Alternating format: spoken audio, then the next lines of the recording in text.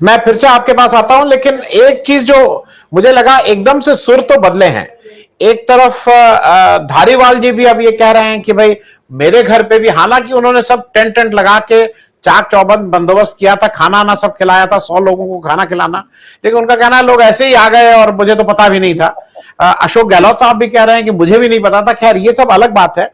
अशोक माथुर साहब, चूंकि आप राजस्थान में ही बैठे हैं और आप इसको देख रहे हैं बिल्कुल पास से, मुझे एक चीज थोड़ी और नहीं समझ में आ रही है, और वो मैं इसलिए आपसे पूछ रहा हूं। अजय माकन साहब बार बार ये कह रहे हैं कि पार्टी को एक रेजोल्व करना है, एक रेजोल्यूशन पास करना है कि पार्टी प्रेसिडेंट को ऑथराइज करे। तो यही तो पहले, मतलब मुझे अजीब सी चीज लग रही है। एक साहब आ रहे हैं, ये नहीं कह रहे कि लेजिस्लेचर लोग आपस में लीडर हो, वो कह रहे हैं कि ये रिजॉल्व करें कि पार्टी प्रेसिडेंट को ऑथराइज करें कि वो किसको अध्यक्ष बनाएंगे। नंबर एक। नंबर दो, अजय माकन साहब को भी कुछ ज्यादा जल्दी थी। आज इंडियन एक्सप्रेस में, मतलब परसों की बात है, कल वो एक इंडियन एक्सप्रेस को लंबा चौड़ा इंटरव्यू दे रहे हैं। पार्टी की इंटरनल बातें कि वो कैसे आए, वो 2 लोग आए, फिर वो पीछे से 3 आ गए, इतने डिटेल इंटरव्यू। अजय माकन साहब दूसरे पे डिसिप्लिन की बात कर रहे हैं, लेकिन एज जनरल सेक्रेटरी उनको भी थोड़ा सा इसमें पेशेंस से काम लेना चाहिए था। या तो बहुत दिनों से उनको पेपर ने छापा नहीं, या वो दिखे नहीं है, इसलिए वो भी जल्दी में थे कि चलो इसी बहाने पेपर कोई छाप ले। अशोक माथुर साहब, जरा अजय माकन साहब का रोल और ये जो इंटरनल कहा जा रहा है कि आप सब लोग मिलकर रिजॉल्व करो कि पार्टी के प्रेसिडेंट इसको डिसाइड करेंगे कौन नेता होगा, जरा इस पे आपके टिप्पणी ले लें अशोक माथुर साहब। अभी सारे अखबारों के पाठकों को और राजनीति करने वाले लोग तो बन गए हैं स्टेज के ड्रामे के आर्टिस्ट, और जनता हो गई ये दर्शक, आनंद ले रही। सांप सीढ़ी के खेल की तरह ये खेल चल रहा है, और कांग्रेस के लिए शर्मनाक खेल चल रहा है। इसमें आप देखिए, बड़ी विचित्र चीज है कि अजय माकन हो या जो भी लोग दिल्ली से राजस्थान आए और अपना अपना प्रभाव दिखा के राजस्थान की समस्या को हल करना चाहते थे, उन लोगों ने ये कोशिश नहीं की कि सचिन पायलट और अशोक गहलोत के बीच में क्या मतभेद है, उन मतभेदों को कैसे हल किया जाए। अगर उनको हल करने की कोशिश कोई भी करता तो शायद हम किसी नतीजे पे पहुंच सकते थे। और ये भी पता नहीं लग रहा कि दोनों ही जो बड़े नेता हैं ये, या कांग्रेस के अंदर जो अंतर्विरोध हैं, वो नेता लोग अपनी अपनी राजनीतिक दिशा, अपने अपने राजनीतिक मतभेद, अपने अपने व्यक्तिगत मतभेद या किसी भी प्रकार के जो मतभेद हैं वो जग जाहिर नहीं कर रहे। क्या ये राजगद्दी की लड़ाई, जो इनकी राजपुत्रों की लड़ाई है, पुराने जमाने में जो हुआ करती थी, वैसी ही बन गई है? और राजस्थान में अजय माकन क्या कर सकते हैं? राजस्थान में अजय माकन जिस प्रकार की कार्रवाई करने आए थे या कर रहे हैं, या अशोक गहलोत जो कर रहे हैं, ये लोकतंत्र के लिए एक शर्मनाक घटनाक्रम है। लोकतंत्र के अंदर कि हाई कमान करेगा या कोई बड़ा आदमी कोई ऑर्डर देगा और सब लोग मानेंगे, जैसा गहलोत साहब भी बार बार कह रहे हैं कि जो कोई सोनिया गांधी कहेंगी मुझे स्वीकार है, ये तो सभी कह रहे हैं। लेकिन लोकतंत्र में होता क्या है? आखिर कांग्रेस पार्टी के अंदर कोई कार्यकर्ता भी होंगे, कोई कांग्रेस सेवा दल का होगा, कोई इंटक का होगा, कोई आदमी यूथ कांग्रेस का होगा, कोई आदमी जिला कांग्रेस कमेटियों का होगा, कोई प्रदेश कमेटी के मेंबर भी होंगे, कोई ऐसे लोग भी होंगे जो इन बातों में निर्णय करते हो। ये विधायक जो हैं, विधायकों को जोड़ा तोड़ा जा सकता है। इन विधायकों को चुनने वाले लोग भी आज बैठे बैठे ये सोचते होंगे, अरे हमने तो उस पार्टी के, बहुजन समाज पार्टी के या फलां पार्टी के लिए वोट डाला था, ये विधायक कहाँ से कहाँ पहुंच गए। हमने तो उस पार्टी के लिए, उस पार्टी के पॉलिटिकल एजेंडे, चुनावी घोषणा पत्र को पढ़ के वोट डाला था, लेकिन ये कहाँ से कहाँ पहुंच जाते हैं। लेकिन इन सब के अंदर जो गंभीर बात है, वो गंभीर बात ये है कि लोग आनंद ले रहे हैं। लोग इनसे खुद से कोई सवाल नहीं पूछ रहे। ये कितने निडर हो गए हमारे नेता कि ये अपने जो ये सांप सीढ़ी का खेल है, ये सार्वजनिक तौर पे खेलने लगे, और सार्वजनिक तौर पे खेलते हुए ये कांग्रेस की और मिट्टी फजीदी कर रहे हैं। क्योंकि जैसा कि अभी मेरे पूर्व वक्ता साथी बोल रहे थे, वो क्या है कि अभी मतभेद क्या है ये बात सामने नहीं आ रही। अभी किसी को की राजनीतिक विचारधारा का तो कोई मामला नहीं रहा, किसी को सोशल इकोनॉमिक पॉलिसी का मामला नहीं रहा। ये कांग्रेस के जो मतभेद हमारे राजस्थान में दिखाई दे रहे हैं, इन मतभेदों के बीच में सचिन पायलट गुट हो या अशोक गहलोत गुट हो, चाहे शांति धारीवाल हो, जिन लोगों ने स्टेज लगाकर बात कही, प्रेस कॉन्फ्रेंस में बात कही, या बड़े बड़े खाना जो जीवन कहते हैं राजस्थान में, जीवन में बात गई, उनमें ये नहीं कहा कि जनता के लिए वो क्या करेंगे, और ऐसा करने के लिए अशोक गहलोत गुट के पास ये राजनीतिक प्रोग्राम है, या सचिन पायलट गुट के लोग ये नहीं कह रहे कि हमारे पास ये राजनीतिक प्रोग्राम है जिसको वो लोग नहीं मान रहे, इससे कांग्रेस को लाभ होगा। जहां तक गांधीवादी विचारधारा के अशोक गहलोत कहलाए जाते हैं, वो भी इस बात को नहीं कह रहे कि गांधीवाद में क्या, हमारे राजस्थान के अंदर अभी महात्मा गांधी के नाम से अंग्रेजी स्कूलें खोली गई, और अशोक गहलोत खुद अंग्रेजी हटाओ हिंदी लाओ सेठ गोविंद के नेतृत्व में जो आंदोलन चलता था उसके अंदर छात्र नेता थे, लेकिन अभी उनको इस बात की कोई परवाह नहीं। और दूसरा गुट ये नहीं कह रहा कि भाई ये लोग उस वक्त ये कह रहे थे, आज ये कह रहे हैं। मैं ये बताना चाहता हूँ आपको कि राजस्थान के अंदर जो कुछ भी हो रहा है, ये इससे कांग्रेस को बहुत बहुत नुकसान होने वाला है। और इसमें भाजपा को, जैसे कहा जाता है कि बार बार ये भी संदेश दोनों गुटों की तरफ से आता है कि भाजपा कांग्रेस के अंदर से एमएलए तोड़ेगी या तोड़ करके सरकार को गिरा देगी या अगले चुनाव में ऐसा कर देगी। भाई ये तो खुद ही आपस के अंदर लड़ रहे हैं, भाजपा को इसमें कुछ नहीं करना। भाजपा को तो इसमें तालियां बजानी है, आनंद लेना है, और तालियां बजा करके जनता का भी जो पहले एक इमेज बन रही थी कि साहब गहलोत साहब के पास एक जादूगर हैं, एक बड़ा है, वो चुनाव जीत जाएंगे और आ ही जाएंगे। चुनाव हमारे सर पर है राजस्थान में, और उसके बावजूद राजस्थान के अंदर ये मजाक जो चल रहा है कांग्रेस के अंदर, या कांग्रेस के विधायकों द्वारा, या कांग्रेस के चुनिंदा लोगों के द्वारा, ये लोकतंत्र के लिए बड़ा घातक है। और इसके अंदर ये बहुत स्पष्ट होना चाहिए कि जो चुनाव लड़ रही हैं पार्टियां, जो संसद चुनती हैं, जो पंचायत समिति चुनती है, जो विधानसभा चुनती है, उन पार्टियों के भीतरी लोकतंत्र के बारे में भी चिंतन होना चाहिए। इन विवादों से मतदाता को भी सोचना चाहिए, और इन विवादों से सीख लेनी चाहिए जो हमारे जनप्रतिनिधि बनते हैं। क्या उनकी पार्टियों में आंतरिक लोकतंत्र है? अगर आंतरिक लोकतंत्र हो तो चाहे भाजपा हो चाहे कांग्रेस हो, इनमें आंतरिक लोकतंत्र कहीं दिखता ही नहीं। भाजपा में भी आज जो नेता चुने जाते हैं वो ऊपर से टोपी पहनाई जाती है कि दो आदमी सहमति दे दें, अमित शाह और मोदी जी, तो नड्डा साहब राष्ट्रीय अध्यक्ष हो जाते हैं। तो जो आरएसएस में हाफेट पहन के जो कवायद कर रहा है, जो भाजपा का सामान्य चारानी छाप मेंबर है, या जो हिंदू राष्ट्र बनाने की कल्पना कर रहे हैं, या जो ये कल्पना कर रहे हैं निजीकरण की, या जो पूंजीवाद को बढ़ाना चाहते हैं, वे लोग ये नहीं सोच रहे कि भाई ये राष्ट्रीय अध्यक्ष क्या हमें उस मंजिल तक पहुंचाएगा। इसी ढंग से दूसरी पार्टियां जो चुनाव लड़ती हैं, उनमें भी क्या होता है, आला कमान। ये आला कमान नाम का जो जादू चला है, ये आला कमान का जादू पूरे ही लोकतांत्रिक फिलॉसफी, या तो सभी लोग ये डिक्लेयर कर दें कि भाई हमारे यहाँ कोई डेमोक्रेसी नहीं है, हमारे यहाँ पे एक प्रकार का नए किस्म का फासिज्म स्थापित कर रहे हैं, जिसमें तमाम राजनीतिक पार्टियां एक आला कमान के आगे, एक देवता के आगे नतमस्तक होंगे, और नेता या देवता कहेगा उसको मानेंगे। तो फिर कांग्रेस में चुनावी ड्रामा क्यों? सोनिया गांधी हो चाहे राहुल गांधी हो, वे जो कहें उसको आप मान लीजिए, और अपने अपने जो कॉन्स्टिट्यूशन और संविधान है, दुर्भाग्य की बात है। एक बार एक प्रेस कॉन्फ्रेंस में कांग्रेस के एक नेता से मैंने पूछा कि आपने कांग्रेस का घोषणा पत्र पढ़ा? उन्होंने कहा घोषणा पत्र कहीं हुआ है, हमारी लोकल लैंग्वेज में क्या होता है? मैंने कहा ठीक है। हमने कहा कांग्रेस का संविधान पढ़ा? उन्होंने कहा संविधान तो देखा नहीं। और मेरे ख्याल है काफी बड़ी तादाद के अंदर राजस्थान के नहीं, देश भर के जो जनप्रतिनिधि हैं कांग्रेस के, जो एमएलए हैं या एमपी हैं या चाहे भी सरपंच हैं, पंच हैं, वो कांग्रेस के घोषणा पत्र या कांग्रेस के चुनावी एजेंडे को या फिर कांग्रेस के संविधान को पढ़ते हैं या नहीं पढ़ते, लेकिन कांग्रेस के नेता जरूर हो जाते हैं। अगर बगैर चुनावी अपने अपने संगठन के विधान को पढ़े बगैर, और चुनाव आयोग को भी ये बात सोचनी चाहिए, क्या उस कांग्रेस के जो उन्होंने चुनाव आयोग के में कांग्रेस ने जो दे रखा है कि भाई ये हमारा संविधान है, उस संविधान के तहत क्या उनके नेता चुने जाते हैं? लेकिन अगर ऐसा नहीं होता, पार्टी की इनर पार्टी में भी वो नहीं होता, लेकिन एमएलए चुने जाते हैं और सिर गिन करके फिर हम अपने अपने मुख्यमंत्री को चुनते हैं। ये कहा जाता है सिर गिने जाते हैं, सिर गिने नहीं जाते, सिरों को उठा के लाके इकट्ठा किया जाता है, जैसे कि उनकी कोई मजबूरी है। ठीक है कि आज कांग्रेस में जो कुछ चल रहा है राजस्थान के अंदर, वो बहुत गंभीर स्थिति है। उसमें जो कल शांति धारीवाल यहाँ बोले हैं, और उन्होंने केंद्रीय सत्ता को भी उन्होंने चुनौती दी है, ये भाई उनकी हिम्मत दिखाई दे रही, और हिम्मत से उन्होंने चुनौती दी। लेकिन ये हिम्मत ने भाजपा की हिम्मत को बढ़ा दिया। जो उनके प्रतिद्वंदी हैं, जो दूसरी पार्टी सत्ता में आना चाहती है, उनकी हिम्मत को बढ़ा दिया।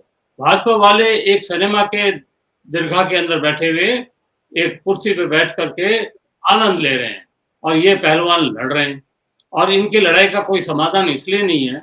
एक पुरानी बात मुझे ध्यान आई जब मैं विद्यार्थी था और एक्टिविस्ट था, तब एक बात चली थी, हमारे कुछ साथियों में झगड़ा हो गया और बहुत तगड़ा झगड़ा हो गया और वो लोगों ने झगड़े में आपस में विवाद बढ़ते ही चला गया, तो किसी ने उनसे पूछा कि भाई मतभेद क्या है?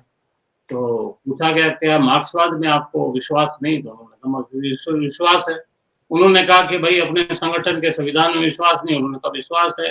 एजेंडे में, पॉलिटिकल प्रोग्राम में, अपने एक्टिव होने की जो गतिविधियाँ, रोज़ाना की रणनीति में कोई मतभेद है? उन्होंने कहा नहीं, उसमें भी विश्वास है। तो वहीं एक हमारे सीनियर साथी थे, राजस्थान के अंदर कम्युनिस्ट आंदोलन के अंदर मोहन पूनमिया जिनका नाम सभी लोग जानते हैं, ट्रेड यूनियन लीडर थे वो। तो उन्होंने पूछा फिर इसके अलावा कोई मतभेद है अगर आपका? तो वो व्यक्तिगत मतभेद और उनका कितना मजबूती के साथ ये निर्णय था कि इसके अलावा कोई व्यक्तिगत मतभेद है तो पहले संगठन से बाहर जाओ और व्यक्तिगत मतभेद को मिटा कर आओ। अगर सचिन पायलट और अशोक गहलोत के बीच में अगर कांग्रेस के पॉलिटिकल प्रोग्राम, अगर आर्थिक प्रोग्राम, अगर राजनीतिक प्रोग्राम और लोकतांत्रिक विचारों संबंधी प्रोग्राम और महात्मा गांधी की विचारधारा को लेकर जो ये पताका फहराते हैं, उसमें कोई मतभेद है, तो पहले उन मतभेदों को आप मिटाइए, बैठ के एक टेबल पे बातचीत कीजिए और इस जनता की जो खाल उतारने का काम ये कर रहे हैं, ये तो भाई अमानवीय है। जो मतदाता है, जो इनको प्यार करता है। अब चाहे आप जाति की बात करें, तो सचिन पायलट एक विशेष वर्ग के व्यक्ति हैं, यूँ कहूँ दिल्ली के व्यक्ति और वो विशेष वर्ग के व्यक्ति सचिन पायलट गुर्जर कहलाए जाते हैं। इनका राजस्थान पूरे के अंदर कोई प्रभाव नहीं, वो एक गुर्जर बेल्ट के अंदर जाने जाते हैं। गहलोत साहब पश्चिमी बेल्ट में जाने जाते हैं। तो भई आप जब मुख्यमंत्री बनते हैं, चाहे कोई भी मुख्यमंत्री बने, अब जो शांति धारीवाल गरजे, तो वो दक्षिणी राजस्थान के हैं। राजस्थान एक बहुत बड़ा प्रदेश है, तो आप पूरे राजस्थान के अंदर अपना नेतृत्व क्यों नहीं स्थापित कर पाए? क्यों नहीं पूरे राजस्थान के लिए प्रोग्राम बना पाए? राजस्थान की भौगोलिक जो स्थिति है, वो भी अलग-अलग है। एक तरफ रेगिस्तान है, एक तरफ चंबल का बीहड़ है, एक तरफ इंदिरा गांधी नहर का इलाका है। उन सारे इलाकों के डेवलपमेंट प्रोग्राम को लेकर भी अब मुद्दे की बात ये है कि जनता के बीच में ये मतभेद दिलाते अपने, क्या ये निजीकरण करेंगे? क्या ये सत्य जो इनके राहुल गांधी इनके नेता हैं, वो दक्षिण से पदयात्रा कर रहे हैं और उसमें बड़ी जोर से बोलते हैं कि वो बेरोजगारी मिटाएंगे और बड़े बेरोजगारी मिटाना चाहते हैं वो। पर बेरोजगारी मिटाएंगे कैसे? बीमारी आप पता लगा ली कि बीमार है एक आदमी, तो उसको होम्योपैथी की दवा देंगे, आयुर्वेद की दवा देंगे, एलोपैथी की दवा देंगे, उस बीमार आदमी को कैसे ट्रीट करेंगे? बेरोजगारी को आप कैसे मिटाएंगे? ये बात कोई नहीं बोल रहा। वो हमारे राजस्थान में भी कोई नहीं बोल रहा, केवल अखबारी प्रचार के भीतर। तो इस प्रकार सचिन पायलट या अशोक गहलोत का ही अंतर्विरोध नहीं है ये शासक पार्टी के अंदर जो ये अंतर्विरोध है, इसका मतलब जाहिर है कि मलाई को देख के सदी बिल्लियां जीभ लपलपा रही हैं और वो मलाई खाना चाहती है। ये मलाई क्या है? ये राजस्थान के अकालग्रस्त, राजस्थान के बाढ़ग्रस्त, राजस्थान के गरीबों के और हजारों लोगों के भविष्य के साथ में खिलवाड़ हो रहा है। ये केवल मात्र एमएलए का झगड़ा मान के अगर आप चलते हैं, तो ये मामला इतना आसान नहीं। एमएलए क्या कर रहे हैं? एमएलए को जोड़ा-तोड़ा कैसे जाता है? जब बहुजन समाज पार्टी पूरी की पूरी कांग्रेस में आके मिल जाती है, तो उस बात को इतना खुशी से देखा गया, बड़ी गंभीर बात है। बहुजन समाज पार्टी का अपना एक पॉलिटिकल एजेंडा था, अपना एक घोषणा पत्र था, अपना एक संविधान था, अपने राजनीतिक कार्यक्रम को लेके वो चलने वाले लोग थे। सारे के सारे लोग एक ही रात में जब विधायक बन गए और पूरे के पूरे लोग कांग्रेस में आ गए, तो ना तो किसी मतदाता ने पूछा कि भाई एमएलए साहब, आपको हमने इसलिए चुना था, आपको इसलिए हमने चुना था कि आप दलितों के लिए करेंगे, आप गरीबों के लिए करेंगे, अब आप कांग्रेस में क्या करेंगे? तो अगर सभी का एक है और इसमें और भी कमाल की बात, आजकल जो विशेष बात देखी जा रही है कि कांग्रेस जाना है या भाजपा में जाना है या कांग्रेस के इस गुट से निकलना है या कांग्रेस के उस गुट में जाना है, तो भाई सभी अपने हमाम में नंगे हैं। मैं जब ये बात कह रहा हूँ, तो मेरी चिंता क्या है? मेरी चिंता यह है कि लोकतंत्र पर भारी संकट पैदा हो गया। लोकतांत्रिक संस्थाओं में पार्टिसिपेट करने वाले लोगों को एक संस्कृति को अपनाना चाहिए, उनको लोकतांत्रिक तरीके से चीजें चलनी चाहिए और उसमें नीचे से लेके ऊपर तक चुनाव होना चाहिए। राजस्थान का मुख्यमंत्री कौन चुना जाए, किसी को चुनिए, लेकिन वो एमएलए चुनने चाहिए, कोई आला कमान नहीं चुनना चाहिए, कोई आला कमान के द्वारा डंडा लेकर के ये कहने के आदेश देने की क्षमता नहीं होनी चाहिए, किसी को ये आज़ादी नहीं होनी चाहिए। तो हम एमएलए चुने हैं, हमारे एमएलए हमारी भावना को, जो बिल विधानसभा में आए, जो बात विधानसभा में है, वो आम मतदाता तक पहुँचाए और आम मतदाता की बात को लेकर के विधानसभा तक। ये थोड़ा अलग हटके है। ये जो भारत जोड़ो यात्रा से, इसमें कहीं कोई दो राय नहीं कि बहुत गुडविल जनरेट हुई थी कांग्रेस पार्टी के लिए। लोगों को लग रहा था कि नहीं ये लोग कनेक्ट हो रहे हैं, ईमानदारी का प्रयास है। इस क्या एक इंसिडेंट से वो सारा जो भी गुडविल थी वो खत्म हो रही है, या ये सब वक्ती बातें हैं, 2-4 दिन में लोग भूल जाएंगे? नहीं, लोग इन बातों को भूलेंगे नहीं, क्योंकि ये बराबर चल रहा है और केवल राजस्थान में नहीं चल रहा, पूरे देश में चल रहा है। इससे पहले भी राजस्थान में भी हुआ और जगह भी घटनाएं घटती रही। भारत जोड़ो यात्रा से लोगों को ये लगा था कि जिस प्रकार महात्मा गांधी कभी कांग्रेस के किसी पद पे नहीं रहे, वो प्रधानमंत्री नहीं बने, राष्ट्रपति नहीं बने, लेकिन वो राष्ट्रपिता बने। आज हर रोड के पर महात्मा गांधी का फोटो लगा हुआ है। हमारे नेता क्या होता विशाल हृदय बना सकते हैं? क्या कांग्रेस सेवा दल जीवित हो सकता है? क्या यूथ कांग्रेस जीवित हो सकता है? क्या कांग्रेस संगठन खड़े हो सकते हैं? इस चिंता को लेकर के कोई नहीं। तो लोगों को एक बार ये लगा कि राहुल गांधी जब पद यात्रा पे निकले भारत जोड़ो के ऊपर, तो देश में वाकई में एक ऐसा माहौल बनेगा जो सांप्रदायिक सद्भाव स्थापित करेगा देश में। और खास तौर से अल्पसंख्यक तबके के लोगों में, गरीब गुरबों में ये आशा बनी थी कि शायद इससे कोई माहौल बनेगा। लेकिन अभी एकाएक जो घटनाक्रम कांग्रेस के अंदर घटा है, उसने खास तौर से राजस्थान के लोगों को वापस, जैसे चूहे क्या होता है, जब चील आती है वापस दिलों में दुबक जाती है। तो जो डरे हुए लोग हैं, क्योंकि अभी माहौल पूरे मुल्क का ऐसा है कि सामान्य तौर पे लोग लोकतांत्रिक तरीके से नहीं जी रहे। सामान्य तौर पे लोगों के दिमाग में एक भय का वातावरण है। उस भय के कारण वापस अपने अपने घरों में घुस गए लोग बाग, और कोई टिप्पणी नहीं करना चाहते। न सिर्फ भाजपा और कांग्रेस की राजनीति पर, वे टिप्पणी नहीं करना चाहते कांग्रेस के अंदरूनी अंतर विरोधों पर। और ये एक बात याद आ रही है, राजस्थान में एक खेल हुआ करता है कठपुतली का डांस, अगर आपने भी देखा। कठपुतलियां जब डांस करती हैं तो उनकी डोरी किसके हाथ में होती है? ऊपर वाले के हाथ। कठपुतलियों के डांस के अंदर जो डोरी होती है, वो जो कठपुतली नचाने वाला है वो नचाता है। अब कठपुतली नचाने वाला कौन है? सचिन पायलट को, कौन है अशोक गहलोत को? क्या उनमें इतना आत्मविश्वास नहीं? उनको अपने कांग्रेस पार्टी के कार्यकर्ताओं पर विश्वास नहीं? अगर ऐसा ही सब कुछ है तो मैं कहता हूँ कि इन सभी लोगों को अब ये उम्मीद नहीं करनी चाहिए। जो होगा हाल जनता का वो तो होगा ही, क्योंकि इससे फासिज्म पनपेगा और इससे एक अवसर मिलेगा कि भाई हम पहले ही कहते थे कि कांग्रेस का ये असर हो रहा है। और जो भाजपा तो खुलेआम कह रही है कि कांग्रेस विहीन भारत, वो ये कह रही है, पर वो ये नहीं कह रही कि केवल हम रहेंगे, या वो ये नहीं कह रही हम और कौन रहेंगे। लेकिन भाजपा को या दूसरे लोगों को भारत में लोकतांत्रिक ड्रामा भी जारी रखना है। इसलिए लोगों को आमतौर पर यही दिखाया जाना है कि कांग्रेस और भाजपा है, क्योंकि दोनों का कि कोई इधर आएगा, कोई उधर जाएगा, कोई इधर आएगा, कोई उधर जाएगा। दोनों के आने जाने में कोई परहेज वाली बात नहीं बन सकती। जैसे हमारे मध्य प्रदेश के सिंधिया परिवार के जो राजकुमार हैं, भाजपा के अंदर हैं। और लेकिन हमारे यहाँ पे जब पिछली बार जब अशोक गहलोत ने जमघट किया था जैसलमेर में होटल के अंदर, वो सारा बंदोबस्त मुझे पता लगा कि भाजपा के खास सहानुभूति रखने वाले उनके कांग्रेस के सारे विधायकों को रहने का, खाने का।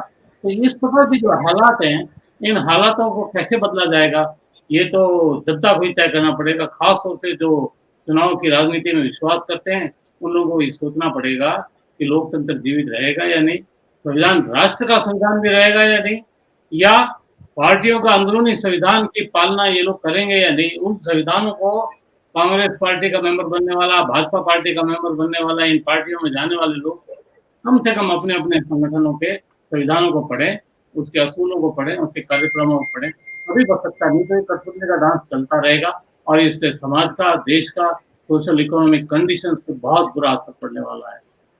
धन्यवाद।